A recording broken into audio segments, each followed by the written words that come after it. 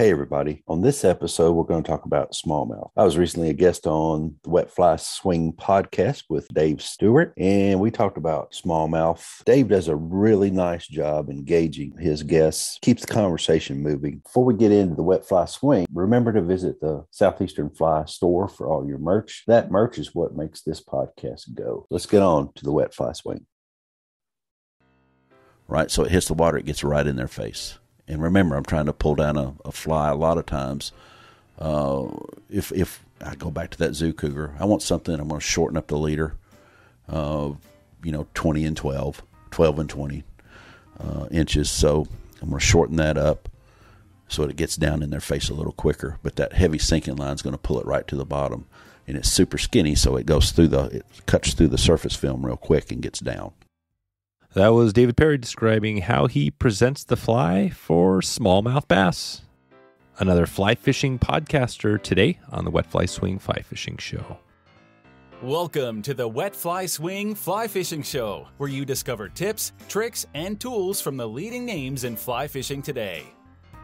Hey, how's it going today? Thanks for stopping by the Fly Fishing Show. If you get a chance, take a second here, stop and click the subscribe button in your app of choice if you haven't done so. This will assure that you get the next episode delivered right to your inbox. So I'll check in with you at the end of the show and let you know what we have coming up next if you're interested. So stay tuned for that. We've got David Perry on, host of the Southeastern Fly podcast, and he's here to break down smallmouth bass fishing. We find out how he fishes the zoo cougar, and some of his favorite flies, a couple of them that I hadn't heard of before. And we also hear about what he's got planned next for upcoming on the podcast. So without further ado, here is David Perry from southeasternfly.com. How's it going, David? Good, man. How are you doing? Good. Good to talk to you. Yeah. We chatted, I think it was a couple months or I don't know, whenever that was. And I've been kind of keeping this going with the connection to the other podcasters around, in the fly fishing space. And I haven't talked to everybody yet. I don't think I'm even close to that, but I'm slowly trying to connect with everybody. And yeah, man, you got some good stuff. You're down the southeastern part of the U.S. We're going to dig into some smallmouth today, hopefully, and maybe some on Tennessee. But before we get there, talk about how you first got into fly fishing. Oh, wow. I guess it started when we lived in Michigan as a kid. My parents packed up a trailer and moved us from Memphis, Tennessee up to Michigan, and we lived about 3 or 4 different places in Michigan, but we landed in Midland for the most part, and there were ponds around the house, and my dad had a big orange Daiwa fly rod that he used to fish with. So I drug it out of the storage one day and started trying to fish with it, and did the whole book under the elbow, hold the book under your elbow to your side thing, and took it out some, but never really stuck, but the fishing did. So that was really my first little bit. And then later in life, in my 30s, I guess, starting to date myself here, we moved to Knoxville, and I fished the Smokies and the Clinch and the Tellico all around the Cherokee National Forest, tailwaters and all the parks all the streams in the park, I should say. Fished those and met up with a really good friend that took the time to teach me to fish and teach me to look at things maybe a little differently than what I had been as far as the natural resources go around Knoxville, and that's where I think that's where I really started getting into it, and once I picked the fly rod up and put the spinning reel down, I think that's where it really started, was there in Knoxville. And you got into guiding now, right? You're doing some guiding? Yeah, so believe it or not, we moved to Middle Tennessee. We're south of Nashville, about 30 minutes in Murfreesboro, Tennessee. And I fished around here for, 2 or 3 or 4 years, and bought a drift boat and fished in the drift boat a couple of more years. And one day a friend of mine, I was fishing with him, and Dave, it's one of those friends that when they say something to you, you listen to what they say. And Gary said, you ought to be guiding people, David. You enjoy watching people catch fish. You enjoy helping people catch fish. You should be guiding. And I said, yeah, I'm enjoying my own fishing. Why would I want to guide? But I started thinking about it, and then about 6 months later, he came on the boat again, and he said, and about halfway down the river, he said, have you thought about guiding? And I said, I have been kind of giving it some thought. And he said, I really think you ought to do it because, you can sit in that seat all day long and never get up and never fish, which I didn't even realize I was really doing. People would have to talk me off the oars, basically. And once they did that, once I realized that, I'm really doing that. Why not? So I learned to cook shore lunches and that sort of thing. And, I was already tying flies, and one thing led to another. I put my shingle out, and a guy called while I was on the river, helping a friend learn how to row in his new boat. And my wife texted me on the river and said, "Hey, some guy called you to book a fly fishing trip." And I was absolutely stunned. And it turned out to be a fantastic trip. So, yeah. So I named it Southeastern Fly, and I don't know, here we are. We've got, the guide business and all kinds of other things going on. So, yeah, it's been a wild ride, but it's been a good ride. What's on that drift boat? What do you have there? Well, we've got a 16-foot high side, and the reason why I've got a high side, I've looked at every kind of boat you could possibly think of looking at, but we fish really big water in the winter. Like in the summer, we fish, 240 CFS across a river that's probably the width of a football field. But in the winter, it can get up to 12,000 CFS. Oh, wow. So I fish that high side. I feel a little more comfortable in the high side. And I've made some changes to it so it doesn't have benches in it anymore. It's got a Yeti up front and then a pedestal or a box seat in the middle. And I've kind of got it, getting it after, this is my second boat. So after, I guess 4 or 5, 6 years, something like that, I've had it. I'm finally getting it to where I really got it set up the way I want it. So it'll be time to get rid of it here in a year or two, probably. I've threatened to get rid of it over the past 3 years and just haven't been able to pull the trigger. So, and you know how boats are. You kind of continue to modify them and tweak them until you get them just the way you think you want them, and then you find out that there's no perfect boat. No, that's right.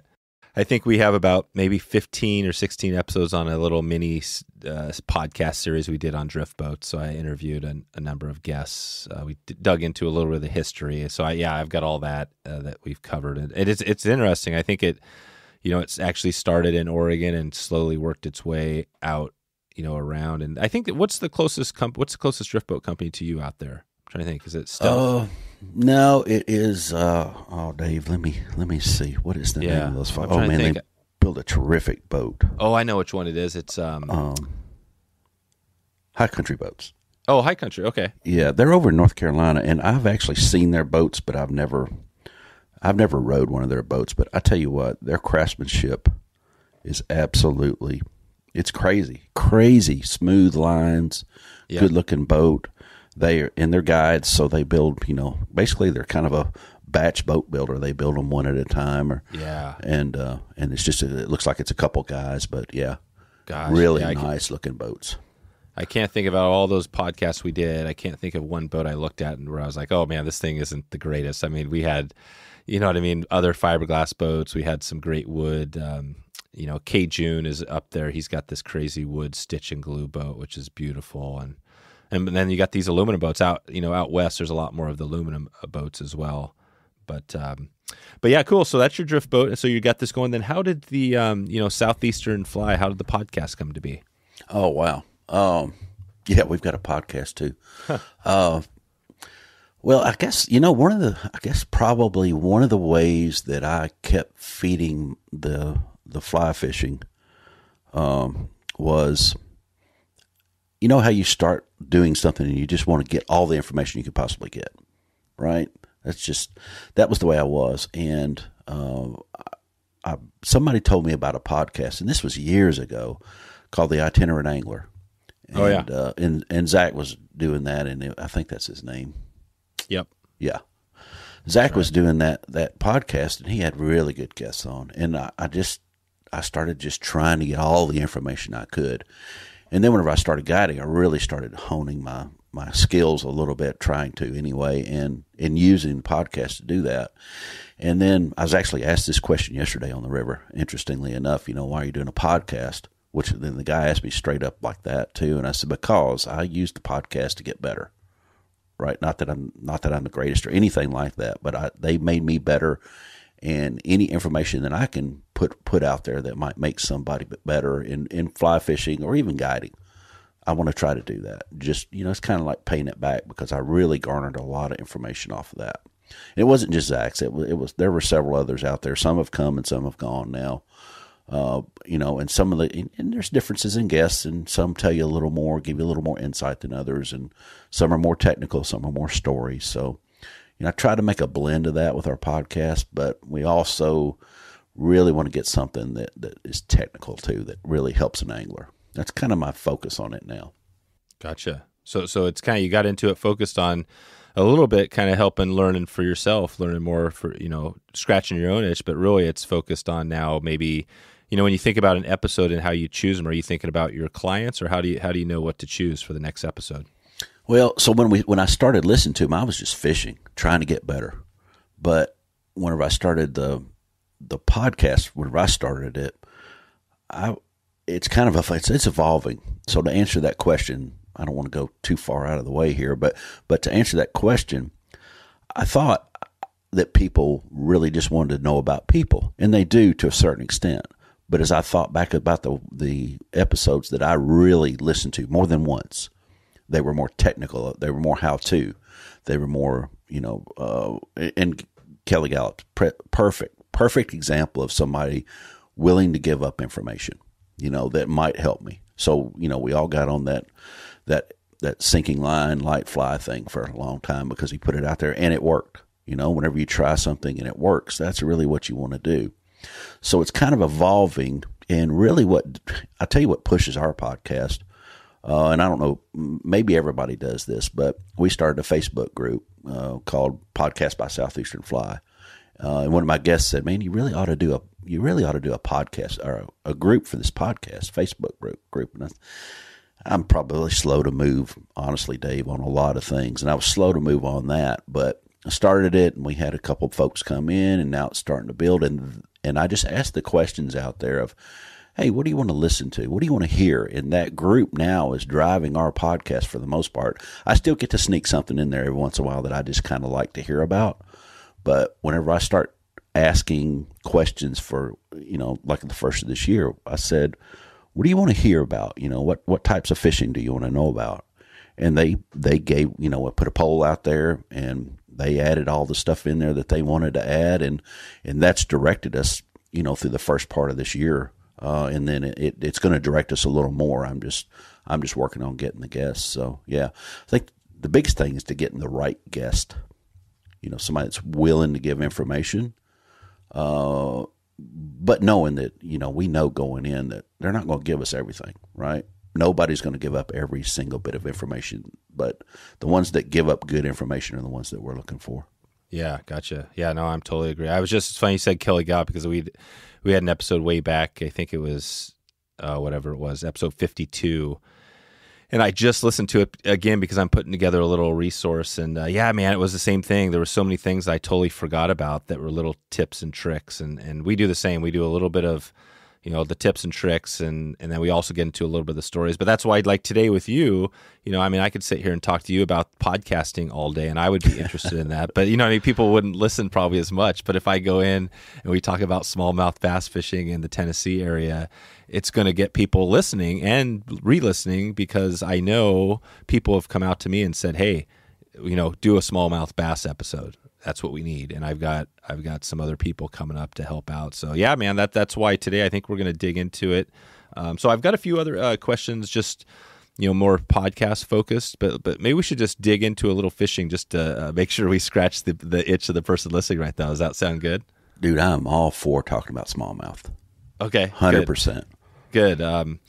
So maybe we just start us off. We're, and I haven't fished that area. I've heard a lot about it. I mean, obviously, you mentioned a lot of kind of really famous cities, Nashville, Knoxville, all these, Memphis. I mean, you're in this amazing place for music, which, maybe we could talk more about music later. But yeah, maybe just bring us back to as far as smallmouth bass. What's your kind of your home water? Without giving out any secrets or whatever, and talk about how you kind of catch a smallmouth there. Well, so being in Middle Tennessee, so like I said, we're just south of Nashville, about 30 minutes, and there's probably cover 2-hour drive in all directions, but it seems like I mostly go west. I mostly go east. I don't go too far north because you're going to run into Nashville, and I'm more of a secluded place to fish. But not that there aren't some really cool streams right there in Nashville and around south and southwest Nashville a little bit. But going east, the Barren Fork, there's some pretty good smallies there. That connects with the Collins River. That upper watershed there is kind of the upper Caney Fork watershed. That's part of it. The Duck River is a little more west. It's pretty good. There's some trout up top around Normandy Dam, and then as the water gets warmer and warmer, the smallmouth kind of move in, and then that flows into some really, really warm, hot water, I guess you could say, more than a little bit more than what smallmouth like. And then another river that we fish in some of the tributaries is the lower Elk River on down before it runs into the Tennessee River. So we've really got 4, 5, 6 pieces of water there that we can fish that have multiple floats on them, and all kinds of different water. You're fishing everything from shoals to riffles to runs to big, long, slick pools, rock banks, chunk rock on the bottom. There's a lot of different things that you can do. So you have it all. It sounds like you got a little bit of everything. Is there, like today, if you were going to go fish, I'm not sure when the best time to fish it is, but if you're going to pick one to fish today, where would you be headed? I'm thinking about the water levels and all that. Still, to me, it's a little bit early, so I'd probably head a little bit south and try the Duck, one of the floats on the Duck. What is the best time of year? If you said, you want to go hit some smallmouth, when would you, throughout the whole year?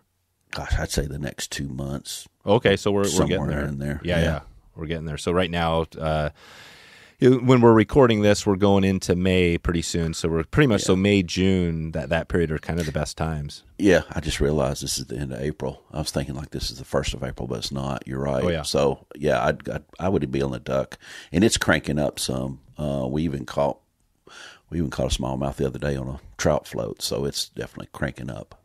Okay, and that's Duck. Was it Duck? The Duck River. The Duck River. Okay. So that's known. There's 151 fish species in that river. Wow. So it's the most diverse river apparently in North America or the United States, one of the two. I can't remember exactly, but yeah, and it's not all it's not all sport fish. There's a lot of different species in there, and it's long. It's a long watershed. So yeah. Wow, that's amazing. Okay, so the Duck River, and then when you're on the Duck, is that a river that you pretty much have to have a boat, or can you do that from the bank as well? Yeah, there's a lot of people that wade the Duck in a lot of different places. A lot of kayaks stop and pull over and fish. Same thing on the lower Elk. I like that river as well. All the rivers are very similar in a lot of ways. So you can take what works on one and pack up your stuff and go to one of the other ones and still be, you're looking for the same types of water and that sort of thing. So if you're doing really well, let's say in a run, maybe drifting a Tequeely fly through a run under an indicator on the Duck, you can take that to the Collins and find that same thing, or you can take that to the lower Elk and find the same thing. Once you find that piece of water, you can take those techniques and put them to use in different places. Gotcha. So indicator. So you're doing some nip fishing. Is that probably one of the more popular methods there? Well, it is right now. So a Tequeely fly. I don't know if you know what a Tequeely fly looks like. No. It's kind of like a woolly bugger with longer legs. Okay. How do you spell that? Tequeely. Tequeely. Okay. It's pretty popular around here. I enjoy fishing it because I can fish it under an indicator. I can have somebody fishing it under an indicator. I can have somebody strip it. I can have somebody crawl it along the bottom. So there's a lot of different ways. So you can imitate a lot of different things that really make it fish well. Got it. It's got rubber legs. It's got the the rubber, like, is that typical that it's got a little bead and rubber legs, or is it, and color wise, is it a bunch of different colors that fly? You could color. You can like whatever. any fly, you can put it in whatever. And I've got some in green, got some in yellow, but I've got some brown that really works good, and it's like brown flash. You know what, Dave? Yeah. I just happen to have some of this. Yeah. Right here. Yeah, it's essentially a woolly bugger with rubber legs, right? Yep, that's what it is. And Eric's Fly Shop, ARRICKS Fly Shop, is the one that does the chenille, and they're in West Yellowstone. And it's a brown, flashy chenille. And man, that stuff just, I don't know what it is. And I probably just gave away somebody's secret. But I That's saw it. That's it what we want. That's the key to this episode, right? You just gave Yeah. somebody a little nugget. Yeah, I don't remember which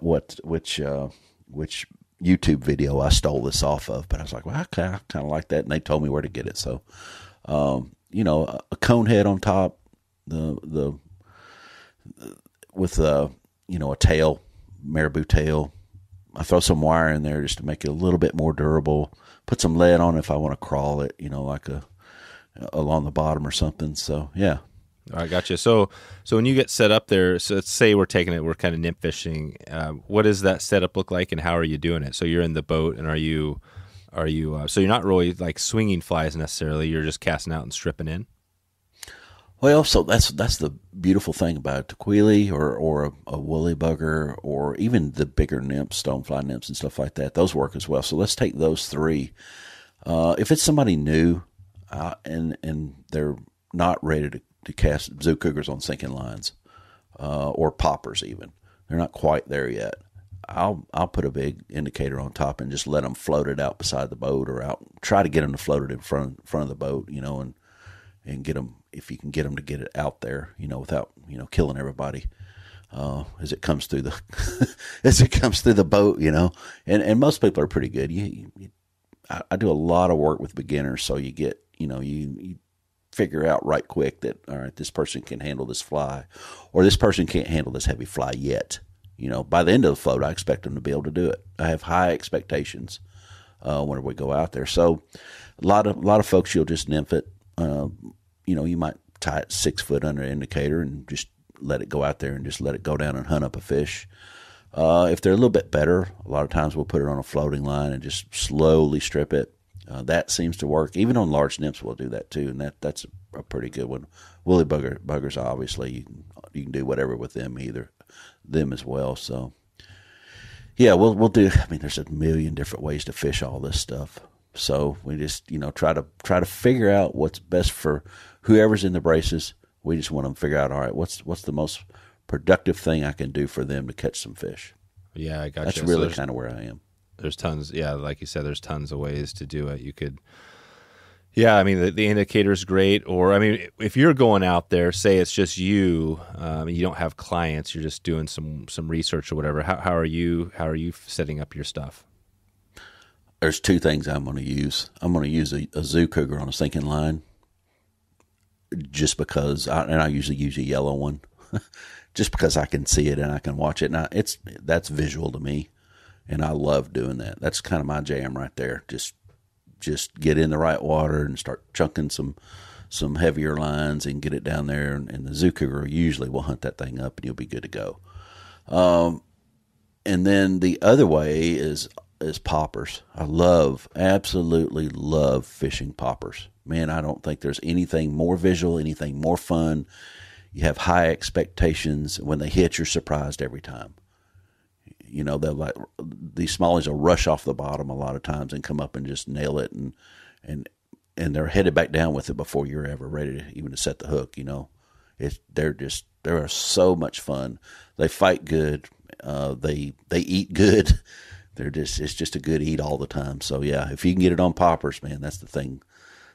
Everybody loves that. I haven't found anybody that said, yeah, I want to change off a popper once they've caught one. On those poppers, what type of water are you looking for? So that's the thing about those. It's try to hit a little bit slower water. And somebody out there is going, well, I always fish fast water with hoppers, which is fine. I mean, they work in that. But if you can find, I'm looking for like rock walls, So around here there are rock ledges, I guess I should say. There are a lot of rock walls, but the ledges, maybe they're 2 or 3 feet up. If you think about a ledge up above the water, it looks the same below the water, right? They're very similar. I mean, may have different outcroppings and that sort of thing, but they're very similar. So if you think about that, you think of these fish are, I like to say they're leaned up against that ledge, drinking a milkshake, waiting for something to come by. And it doesn't, and they're looking up. I mean, the fish are looking up at the right times of year, which is now until probably June. Now that you've told me it's already May, it's basically May already. Yeah. So, if you think about that, there's plenty of places for them to get in nooks and crannies and still see what's coming by, either on top or even, if you're fishing something, Tequeely, let's say you're floating it, or a regular stonefly or something like that. You think about a good place for them to get in, and they have that protection. They kind of have some oxygen hopefully flowing by there if they need it. There's some food coming by, but that protection's still important to a smallmouth. I mean, let's don't joke. They're not sharks. They have some enemies out there, so they're going to still look for some cover. So yeah, I'm looking for those ledges. I'm looking for chunk rock in the bottom. You'll see some, especially this time of year when the bottoms of the rivers are a little more clean, a little less vegetation. You can find that chunk rock a little easier. So we'll fish those. So those are really kind of a couple things that I'm looking for when I'm fishing poppers. But I'm not really not looking for it whenever I'm fishing other types of it's always flies structure. either. Yeah, you're always looking for that structure. Is it usually structure, around ledges and rocks, or is there also wood? Is it pretty much any structure you're going to find smallmouth? You're going to find them in a lot of different places. You're going to find them where you least expect finding those fish. But yeah, I mean, fishing wood works too. Same thing.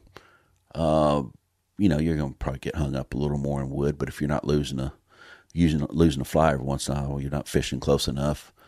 But yeah. So just but like I said, you just have to be ready at any point in time. They could be there. But yeah. Okay. And so let's go back to that zoo cougar. So you've got that on. You've got this fly on that. I mean, would you call that this is more streamer fishing than nymphing, or is there like an overlap there? Oh, it's 100% streamer fishing. Yeah. It's that fly. So I guess what I've done with that fly, Dave, is I've really learned to fish it. So, and what I mean by that is I've learned that it's a floating fly on a sinking line. So if I want to throw over a log, I can throw over the log and start stripping back and strip that fly right up to the log where one more pull is going to get it stuck in the log. But if you stop just before the log, it'll start rising up. And it'll come over the log. Once you get it clear of the log, then you can start back down and start pulling it back down. So, you really, in trying to fish it, the shorter leaders try to fish it more toward the bottom. The big splats, whenever you like cast it in and kind of, I like to say, throw it like a softball, like get it going, get it up in the air and make it splat some, and really, start taking off like the fish. It's a little, maybe imitating a little fish, and it jumps and you start stripping it back. A lot of times you'll get that reaction strike there. So it's an interesting fly, but I've just really grown to like it. So there are thousands of other flies out there, thousands of other streamers out there. That just happens to be probably my favorite. There you go. That's and I think I was just listening to that Kelly Gallup episode again, episode 52 that we did, and he actually said I think his top, if he had to pick one fly or whatever, was the zoo cougar. That's kind of number one. And he talked a little bit about design. That's interesting with him. He talked about how you go about it. He said the most important thing when you're talking about fly design, when you're making a new fly, is think about how you're going to fish it. And that's how he went into that. He was thinking about how he was going to fish it. And he does that, that his, whatever he calls it, his twitch, he kind of really works the fly. So when you're out there, are you doing that? Are you really working that fly with your rod tip? Or are you doing a lot more or mixing it up? As far as fishing a zoo cougar, probably the only thing I haven't stolen directly from Kelly is the retrieve. And I just choose to do it with my hand, with my wrist. So anywhere from little bitty wrist strips, right? So moving that fly 2 inches at a time. And the fact that it has a spun deer hair head, so it wants to float, means that it wants to move back and forth. I can kind of get into a little rhythm with just wrist strips, moving it 2 or 3 or 4 inches, and it'll walk the dog for a long way that way. I don't know how it does it. And it may go sideways, if you're in rushing water, quite fast moving water. If you're in fast moving water, it's going to go head up. It almost has to once you get some line tight and it, and that sort of thing. So it'll start head down, but eventually it'll go head up. And you can't walk the dog there. But if you've got a little bit slower water, yeah, you can walk the dog for a long way with just little short wrist strips. Now, if that's not working, then I'll start going longer strips. If that doesn't work, and sometimes I think if I get frustrated or something, I'll start using the rod tip to do it. And I don't know that brings any less strikes, but I'm more wrist, more short, more. I don't really see the bait fish like taking off and going in a straight line without really wiggling for, more. I don't see them doing that for 2 foot, for 2 feet. They're wiggling back and forth. Even though they're moving that 2 feet, they're still wiggling back and forth. And if you just pull straight and it's not giving any movement, really to me, it's probably just not as much fun to watch. But when it comes down to it, if I'm out there fishing for myself, I'm trying to please David. I mean, if I catch I want to catch some fish, but I can entertain myself just casting around and trying to make it do different things. Yep. Okay. And so again, back to as you're coming into it, let's say we're drifting down the river in your boat. So when you're coming up, you're looking for, if you're new to the section, how do you know, like riffle versus run versus pool? Are you kind of just fishing a little bit of everything, or where do you start when you're, coming down there? If I'm you mean like I'm out exploring a river? Yeah, maybe you're on a new section and you don't really know it, and say it has a bunch of diverse kind of habitats. So it's got the big pools, it's got the riffles, it's got the runs. Or do you just fish every little spot, everything that looks good? I fish every spot, and I do 2 things, Dave. One is I always try to look ahead, always, and I'm not always successful at it, but I try to look at what's next as I'm fishing where I am.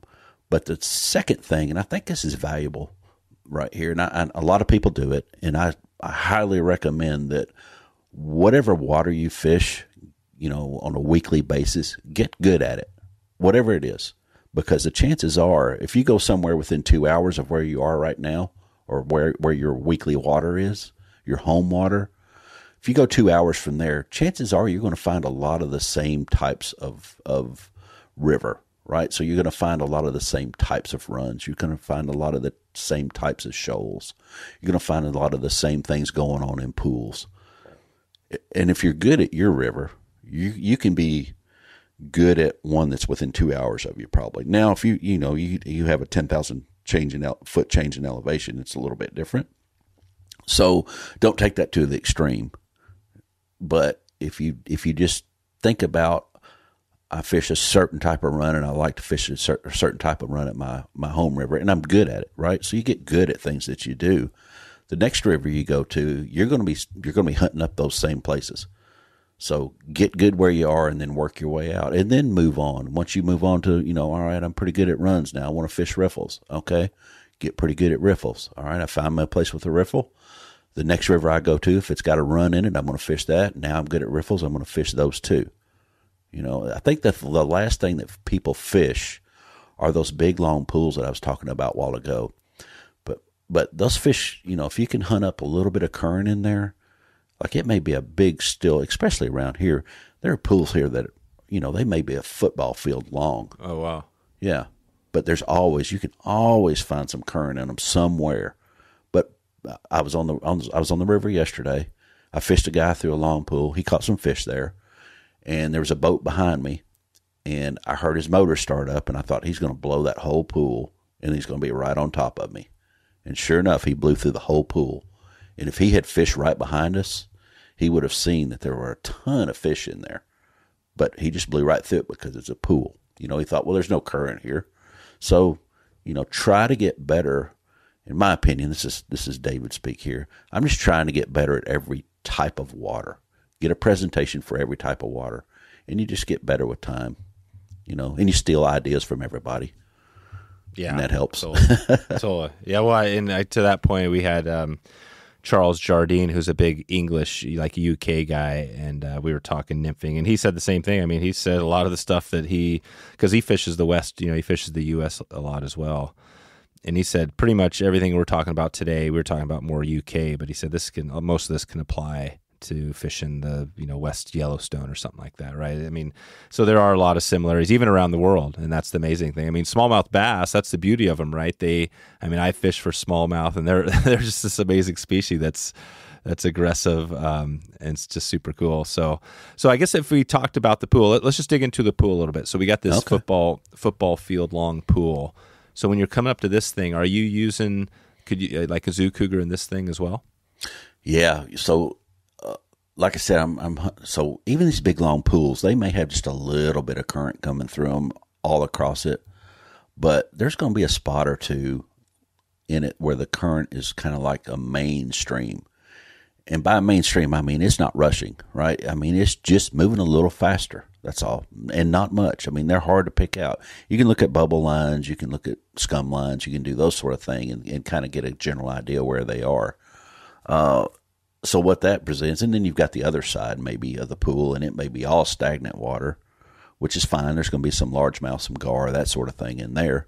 I don't know what pushes them kind of away from some of the smallmouth lies, and they all, honestly, they all get together and kind of use the same water a lot of times too. But let's just focus on that current that I'm talking about. If you're focused on that current, you got to first find it. So you're looking for those scum lines, you're looking for those bubble lines. You're just looking for just a little bit of moving water in some of them. I mean, just a little bit. Hence the reason the guy cranked up his motor and blew through it yesterday, because it was so minute. I mean, there was very, very little going on. So I'll get in that current, find that current seam, and if I'm fishing or if I have somebody fishing a zoo cougar, they'll throw on the other side of the current stream, especially if there's a rock wall there or gravel bar coming across it, something like that. I'll have them fishing that zoo cougar, and you got to just kind of speed it up, slow it down, depending on how fast the line's sinking and that sort of thing. But I don't, there's nothing in the book that says you can't float a large nymph under an indicator there too, right? You just have to find that, find that seam. That spot. Yep, I try to find the edges of it too. So where the fast current's moving up against the no current, or slower current's moving up against no current. Try to get on that seam of the moving water, and just, I think those fish just kind of sit on the edge and looking at that moving water and just say, hey, here's something I need to go grab. It's like a buffet. Yep, exactly. Stuff's coming down, stuff's going up. Are you casting more, across or down or up? Or I guess, so let's take us to that spot. You found this little current seam in a big pool. Does it matter where you cast, how you cast to them? Depends on what the fish are looking for that day, really. Yeah. I mean, you can cast, usually I start straight in, I look like a bass fisherman, like you see on TV, other than the hook set that they use. They use quite a exaggerated hook set, more than what I would, but I'm going to start out just fishing straight up, straight up to the bank. Sometimes you'll go head down, so you cast a little bit upstream and let the head go down some. Sometimes you'll just stop the boat, cast up a little bit, upstream a little bit to the bank, and then as you start stripping, if you got enough current, it'll look like that fish is like running downstream and then changes its mind and tries to come upstream. Oh yeah, when you're fishing that way. So there's a ton of different ways that you can fish it, and whenever I say that you stop the boat, cast a little bit upstream, it runs the head of the fly downstream and then turns upstream. That just happens to be what we did the other day. So that's why it comes to mind. Yeah. I think you can get creative on any fly that you want to use, even if you're dead drifting a nymph form. I mean, you can get it with twitch. There's so many different things you can do. Yeah, that's awesome. That's awesome. Well, we're going to. I wanted to hit on our little segment, the 222 top 2 tips, flies, and resources in a second, but I wanted to touch base. Back a little bit on the podcast, because obviously this is, I'm always excited to hear about where you're going with that. But first, I guess, as far as just bass fishing, smallmouth, anything else, I know there's a ton here. Where would you direct somebody if they wanted to take this kind of the next step further? or would you say just get out to your water and take what we talked about today and just explore? Grab a zoo cougar and a sinking line and kind of hit for it. I think if I was I tell you what, the guy that I guided yesterday is the perfect example. He's the perfect example of newer angler in fly fishing. So he's fished for bass, with gear, which is cool. I mean, he had some really cool stories, and there's a lot of stuff you can learn from the gear guys if you just take a minute and look. And it can be tough for some of us to look at the gear guys and say, yeah, what you're doing makes sense, because some of us tend to have that, we're fly fishermen mentality. Yep. But you can look at gear guys and find that. But I think Jesse was his name, and I think Jesse is a perfect example of someone that could take what he learned yesterday and decide, I'm going for smallies, and take some of that knowledge and just start working on it and be really good.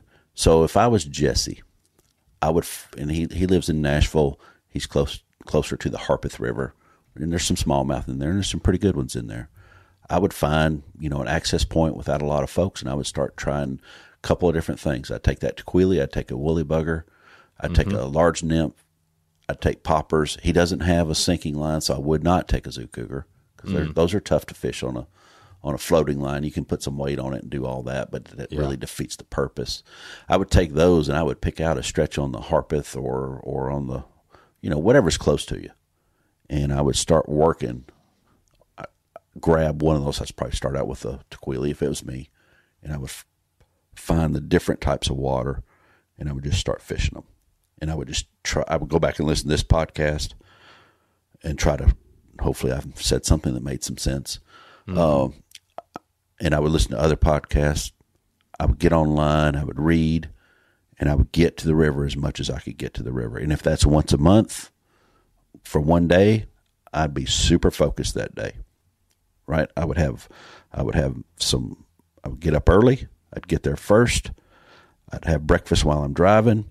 I'd make sure I had plenty of water to keep myself hydrated. I'd have some crackers. I would have some chocolate, because you can't go fishing without chocolate. Take all those flies, and I would work that stream, and I would find something that I really like to work, and I would start there. If it was a run, I'd work the runs until I couldn't work them anymore, and then I would move on to something else, and I would just keep doing that. If it's once a week, I'd do the same thing. If it's every day for a month, you can get out. That's what I would do. I would keep focusing, because the more you're on the water and the more knowledge that you're trying to take in and you can put to use, the better you're going to be. Yeah. If Jesse was able to do that, Jesse would be an outstanding smallmouth fisherman. And he's only picked up the fly rod 3 or 4 times. A couple times, yeah. Yeah. He would be very good. What's early when you get out there? What would be early on the water? Try to get there by 6. Yeah. So just get there, And if you can get there earlier, 6 is about right. I mean, the sun's coming up, and you can see what you're doing, but you don't have to be out there at 4 in the morning, although I used to do that. Okay. So with smallmouth, is there anything there where, could you pretty much fish 6 a.m. versus 6 p.m.? It's all the same, or is there a big difference as far as when fish are active, things like that? I think early's better and late is better. Middle of the day, don't kid yourself. You can catch them all day long. You can catch them when the sun's out, right? And it's a blue sky. Yep. Blue sky day. You can catch them then, but you're probably going to have a little more luck, honestly, whenever it's a little bit earlier, or a little bit later, and you have a lot of more traffic in them after, during the day, especially if they allow like rental companies for canoes and kayaks or something like that. Oh yeah, that can spoil the middle of the day. So take your hammock with you and string it in a tree and take a nap. Yeah, gotcha. I've got some friends that do that. That's perfect. No, that sounds amazing. That's what I would be. Definitely, that's the great thing. Those hammocks you can take anywhere. What's your sinking line? What's the line you like to go with on your sinking line? With like, say you got the zoo cougar. You have to remember, I'm different than everybody else. Okay, if you keep that in mind. Okay. So I'm using the Cortland level sinking line. It sinks about 5 to 6 inches a second. And it's super skinny. Like it's It's about the size of a little bit less than a number 2 pencil lead, if anybody knows what those are. Mm-hmm. Wow, so that's pretty skinny. Yeah, so, see, I mean, everybody's fishing this nice fat stuff, and I've got some of that stuff, and it's hard to work with when it's real cold, but I haven't found anything that sinks faster, right? So it hits the water, it gets right in their face. And remember, I'm trying to pull down a fly a lot of times. If I go back to that zoo cougar, I want something, I'm going to shorten up the leader, 20 and 12 and 20 inches. So I'm going to shorten that up so it gets down in their face a little quicker. But that heavy sinking line is going to pull it right to the bottom. And it's super skinny, so it cuts through the surface film real quick and gets down. Faster it gets down, I feel like the better off I am. But I still want that, we still want that play in the fly. So that's why I love that line, because it lets the fly do what the fly is going to do. Right. So it's almost like not a Euro nymphing, but it is getting to that point where you want the fly to be just free to move based on what you do. You don't want the fly line to really take control of the situation. Is that kind of how you think of it? Yeah, I want that fly to go down there and hunt that fish up. That's really what that's that fly's mission. Well, and that's on the the mono stuff. I had God, what episode was it? We did a mono. It's a little like Euro nymphing, but it was trout bitten Dominic Swintoski. He's got the trout bitten site, and he talked about how he does what he calls mono nymphing, but it's like a mix between streamers and Euro nymphing, right? So he's using this. It sounds similar to what you're talking about with the zoo cougar, right? Where you have control of it. And again, that's what's beautiful about talking to you, is that, hearing your, different, the way you do it is amazing, because somebody may not have heard this before. So, well, I guess let's take us to, just quickly as we start to kind of wrap this up here. You've talked about a few. I mentioned the 222. We're going to dig into that. But as far as flies, you had 2 flies, and I just be thinking about a couple of tips that we could add to this. But let's just quickly go back to the podcast. So, okay. Take me where the podcast. Obviously you've been doing it. How long have you been doing it now?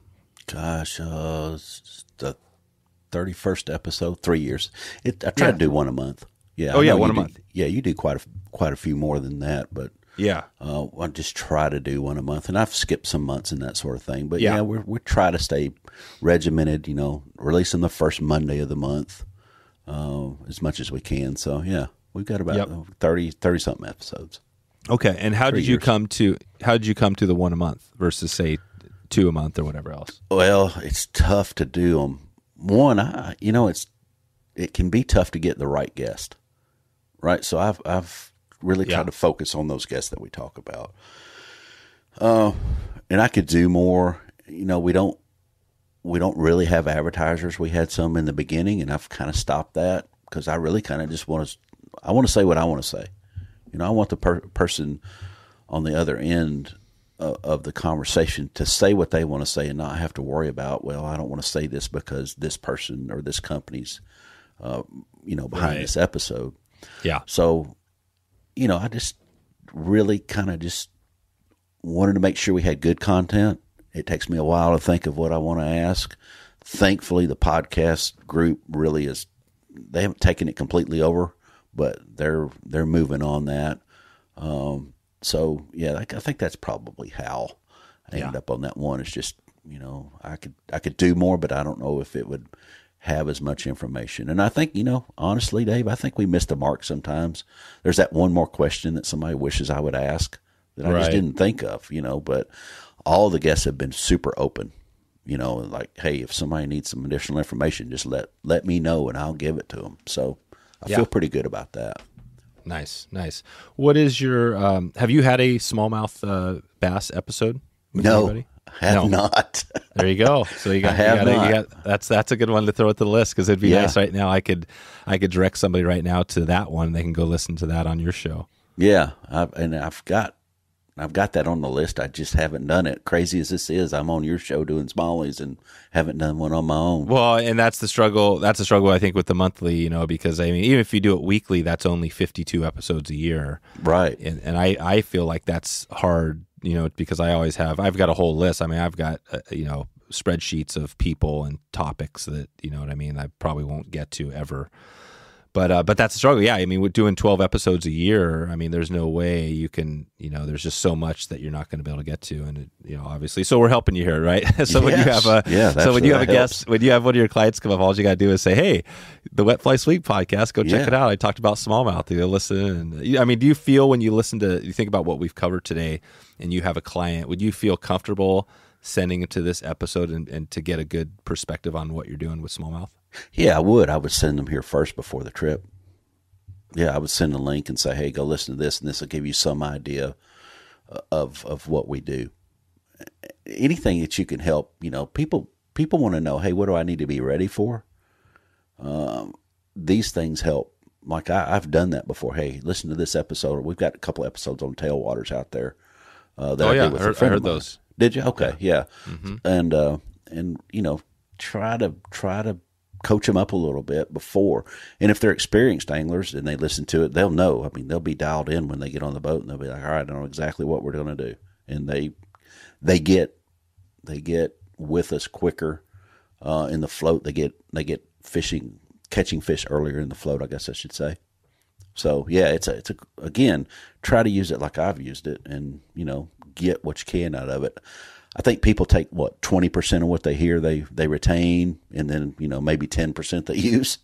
That's what's amazing. That's why the podcast, like you said earlier, that's the great thing about the podcast is that it's evergreen. I mean, that person, and I do it as well. I mean, I just listened to this old episode on Kelly Gallup from like 3 years ago, and it's there right now. Somebody can go listen to that episode and get a bunch of tips. And in fact, I'm breaking down a lot of the quick tips is what I call them, you know, that we're going to cover here in a little bit, the 222. But what Kelly said on that episode, he said, you know, he had a couple of tips like breaking water down. You know, his favorite was like the zoo cougar and a couple other ones. You know, he was talking about fishing with the gear guys, right? That's an important thing for him. Yeah. So anyways, there's lots of good tips there. But what about your biggest, what do you know which episode was your most listened to or most popular? No, I don't actually. I haven't looked. No. What about your most enjoyable one? Or the one that you remember?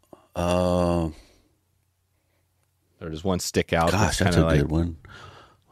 The last one was really good with Ian and Charity Rudder, and they're that was the park one, right? Yeah, in the Great Smoky Mountains National Park, and I think part of that was because that was really the first one that I got back in the truck and drove over back to Townsend, where I spent a ton of time up there fishing in the park, like several days a week when we lived over there. I'd fish in the park.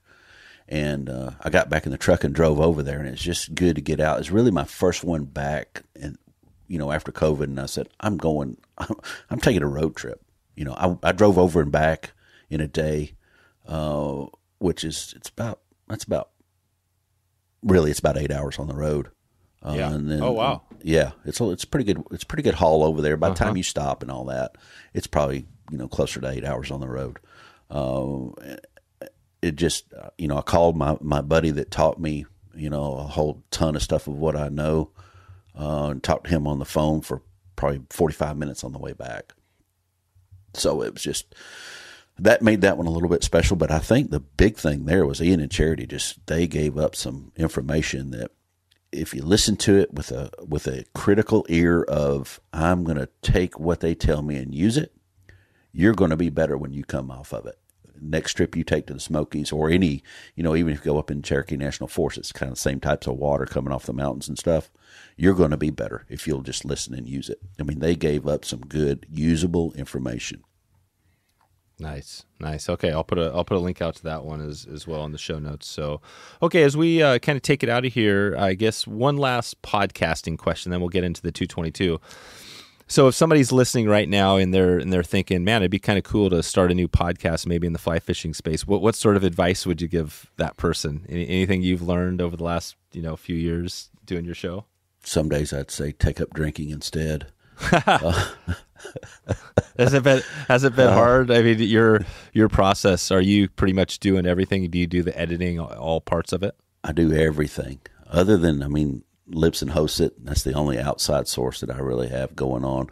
That's why I think that's why I'm so thankful for the folks that are in the group that drive it in the Facebook group, because they took that load off of me for the most part, of trying, that's one piece that I could say, all right, this is going to help people, and I know they want to listen. So it's not like, hey, I want to listen to this and I want to, do these things. It's better that way. But if I was going to tell them something, I would say, do it today. Start today. If you've got a phone, and everybody, let's face it's got a phone, set the phone down in front of you, write up a script of just do 5 minutes and talk into the phone about those things that you have listed on that piece of paper, right? So list out some notes, talk through those notes.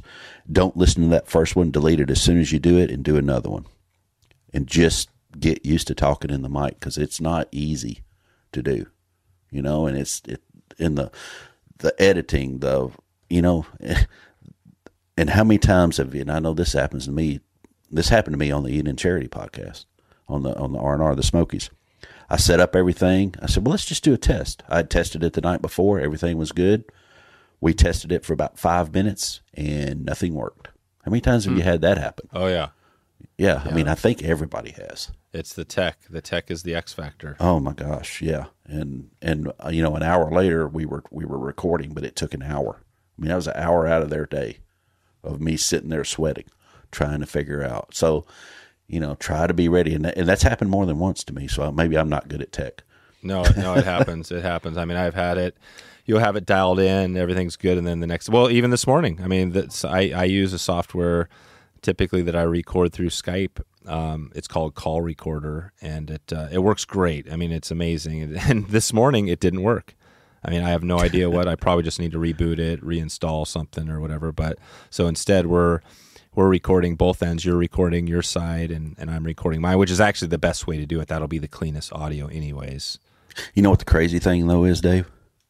We may stop right here and be done and think we've got something, and one of us, something didn't take, Yeah, well, and here's another tip. Is that always do double whatever, that you want. Like right now, I'm recording on the H6, but I'm also recording into my my DAW, my digital workstation, or whatever, right? So yeah. I've got two things I'm recording on, and typically, yeah, I mean, that's whenever you can. I'm trying to think of the name of the word, but trying to have double, repetition, so you got it covered. Back up to the backup. Yeah, back up to backup. Yeah. So, and yeah, the worst case, I mean, obviously, and I've done this a couple times where you have to re-record with the guest. That's not something you want to do, but I mean, typically, if you have, I think I've done that once or twice. I think I've done it twice already. Yeah, and I don't have near as many episodes as you do. Yep. Yeah. So I've done it. I mean, and it's just part of the game. So okay, well let's wrap it out of here with the finish that up on the 222. And you mentioned one, maybe two flies. You talked about the what were the two you mentioned today? I mean, obviously the woolly bugger, but what was the other one that's kind of like a woolly bugger? Tequeely. Yeah, Tequeely. So and the zoo cougar. Yeah. So those are a couple of good ones. What about on, and you have thrown out some good tips here. So let's take it back to the water again. We're at that pool. We're trying to get up a smallmouth with a fly. Any other tips you want to throw out there to help somebody? Yeah, I think this works. Two things. And this is where, again, I'm probably different. And my friends, I think my friends make fun of me, and my guide friends can't believe I do this, but and this may go more for trout, but if I am nymphing for trout or if I'm nymphing for smallmouth, I use one nymph. That's it. Everybody else uses two. I use one because I try to focus so much on presentation. I'm not saying I never use two, but I would say 90% of the time we're on one fly. Doesn't matter if I'm fishing with you or I have a client in the boat. It doesn't matter to me. I'm trying to fish one fly and get exactly that right presentation. But the flip side of that is when I'm fishing streamers, unless it's a zoo cougar, but if I've got a couple of woolly buggers or Tequeely flies or something, I'll tie 2 or 3 streamers on.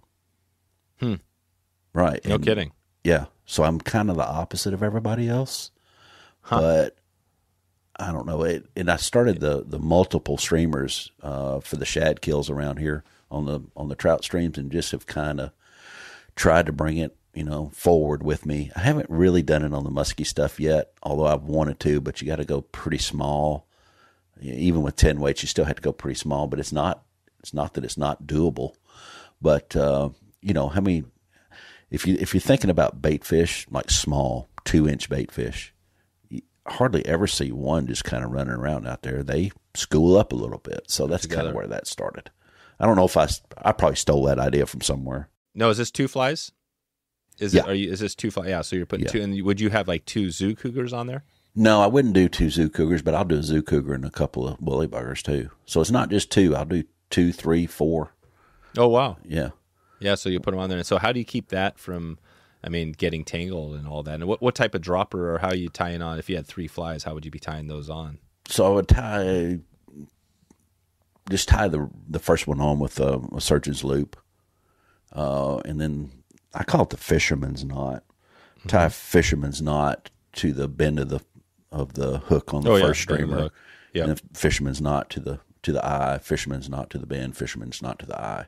Oh, so basically you got a lead fly, then you got off the eye of that hook, you've got another little tag with a fly, and then you've got your dropper off the bend, and then off of that dropper eye of the hook, you got another one? I got it. It's eye bend, eye bend, eye bend. Eye bend, yep. Eye bend. Oh, wow. So you can, that's amazing. You tie as many as you want to. God, that's crazy. How good are you? Yeah.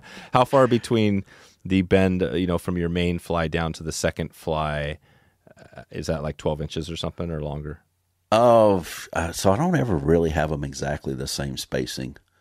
I might have one that's 5 or 6 inches, and the next one may be 2 foot back there, or they may be all kind of relatively, about a foot apart. But when you fishing 2 is easy. Fishing 3 is a little bit harder. Fishing 4 and 5, you got to really have somebody that's good. That really can like lob it like a softball, kind of open up their loop and just kind of let it drop in there. And you got 5 on there. That's 5 splashes hitting all at once, and it gets a fish's attention. But you probably spook fish too. But it's interesting to see which one they eat in the line. So if you've got 3, sometimes they'll eat the back one, sometimes they'll eat the middle one. Interestingly, very seldom do that if I've seen them eat the front one. Not that they don't, it's just they're eating those back 2 a little more, which is crazy. Okay. You would think they would eat that first one, but they just don't. What about, and as we finish up here, as far as a resource, other than, say, Kelly Gallup, any other resources you'd direct somebody to kind of take this conversation a little further? I'm not sure if there's like book, magazines, videos, anything you can think of. So I would say, obviously, listen to podcasts, and not just Southeastern Fly podcast either. Yeah. Do you listen? Are you a big podcaster? Do you listen to any other podcasts or fly fishing podcasts? Yeah, I've got yours. I've got. You want me to read through here and tell you what I've got? Yeah, let's hear it. Let's just see what I'm listening to. Yeah. Fly Fishing 97 podcast. Oh yeah, Mark. Yeah. I've got one of Fishing Business podcast. Oh, she's pretty good. Business. Oh yeah, that's a good business, one. Right. Something called Wet Fly Swing Fly Fishing podcast. There you go. Wet Fly Swing. I've heard of that one before. Here's a Jack Daniels Around the Barrel podcast, which is pretty cool because we fish down at the Elk, and it's you're 10 minutes from the distillery down there. Oh, that's cool. And you can smell the mash on the floats, so that's pretty cool. No kidding. Yeah. Ask about Fly Fishing podcast. Oh, yeah. Roger's. Yeah, Roger. He's been around. His podcast, I should say, he's been around forever. Oh, his podcast has been around forever. No, he has. He's been around forever. Yeah, Roger. Yeah, definitely. Yeah, and I think that's where he had like 2 hours with Kelly one time, and I was like, hey, there's some good stuff on this. But the clubs is a great place. That's a great resource for people to learn. So there's a club here in Murfreesboro called Cavalry Outfitters, which is starting to crank back up after COVID. And just a great group of guys. Just a great group. And those guys, and it's a men's fly fishing thing. But hang around because I'll tell you about the next one too. That's going to get on the other side of that. But good group of guys, support each other, give up information pretty freely, actually. And you can always learn, and they get together and they fish together. And I try to fish with them when I can. I just don't have a lot of time to do it. But they have some guests every once in a while. They'll do presentations. We did the fly fishing film tour this year. It's just a good group of guys. So that type of club. And on the flip side of that is the Music City Fly Girls. They're a group of ladies. I don't know if you know Susan Thrasher. She's a guide on the Caney. No. She started it with a friend of hers, and it's evolved. They do multiple trips a year. They have multiple outings a year around here. They have guest speakers. They'll do online events. Through COVID, they did some online events. They get together, and you'll see them out and about together. There'll be 2 or 3 fishing here and there. Mm-hmm. So I would say that if you can find a club that's active, that it doesn't have just a bunch of people that want to come in and listen to somebody tell them everything they know, but they don't really get together and they're not close. If you can find that club that's close and gives up that information freely, I say absolutely get in there and find somebody you like to fish that you enjoy and fish with them. That's a great resource. That's a long way. That's a long-winded answer, but it's a good answer. It's a quality thing to do. I was trying to think. We did have an episode a while back because there's a few people in your area, right? Are there any big, like, what would you say as far as big name kind of shops or people? Are there any people that come to mind out in kind of that area? Well, the friend of mine, Susan, just wrote a book, so she comes to mind right away. Yeah, and I have heard of her, Susan Thrash. I've definitely heard the name. Yeah. Have you not interviewed Susan? No. You should. Yeah, I will. I'll try to track her down. Laying over there that she needs to actually sign for me. Oh yeah, I'll send you her info. Okay. But yeah, so Susan's good. Cumberland Transit's a shop downtown in Nashville. Fly South's in Nashville. There's, and I'm just naming friends that are really good. And I just found it. Let's see. It's Wanda Taylor.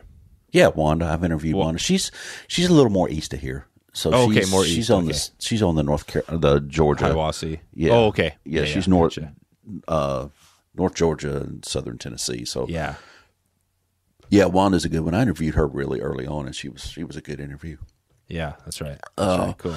I tell you, if another great resource is David Knapp. He's I've been fishing with David for 10 years, maybe more, probably more than that. When you start getting older, you start forgetting how many years have gone by. But so definitely, he's got a website, the Trout Zone. He's been doing it for as long as I've been doing Southeastern Fly almost. Oh, perfect. Okay, well, we're gonna get out of here, David. But give us some music before we get out of here. You're in Nashville, like the home of Elvis, right, and all that or you're nearby, right? So what do you listen to, and what type of music or bands or anything like that? I'm pretty open, really. So now I've been kind of on Dave Matthews a little bit.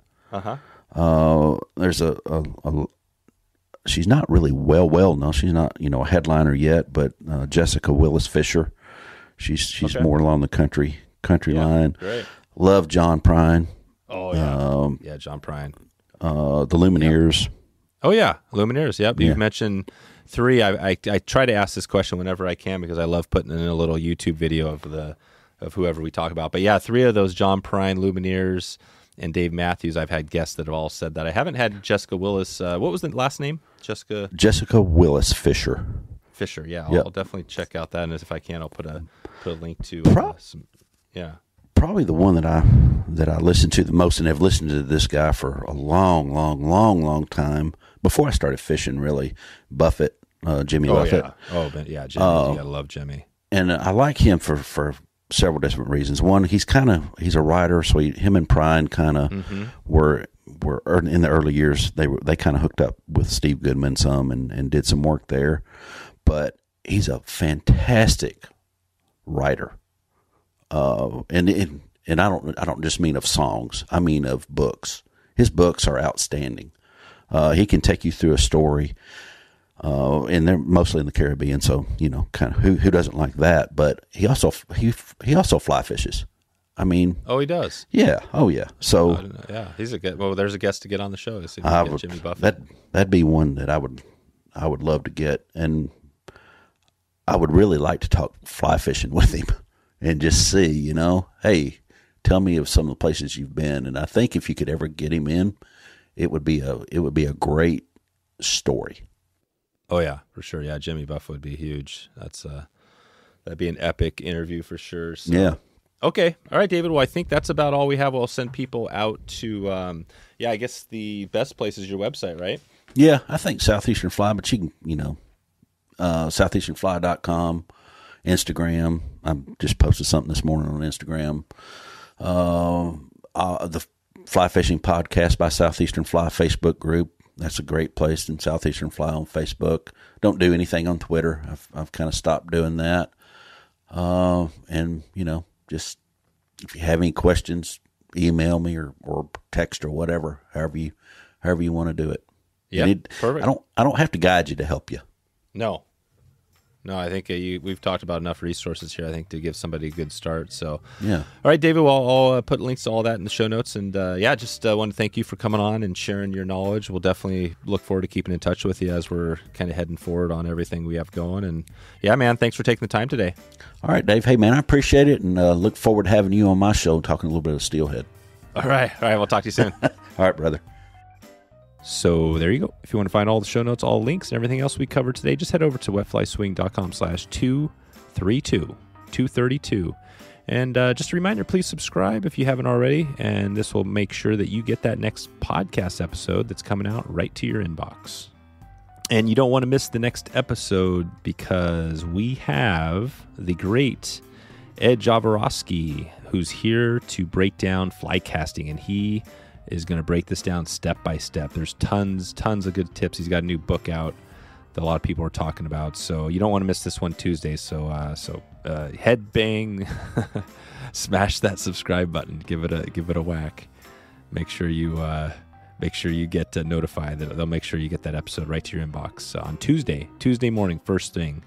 That's it today. That's a wrap. That's all I have for you. Thanks again for sticking around to the very end here, and look forward to catching up with you soon. Hopefully, maybe catching you on the river or online. Thanks for listening to the Wet Fly Swing Fly Fishing Show. For notes and links from this episode, visit wetflyswing.com.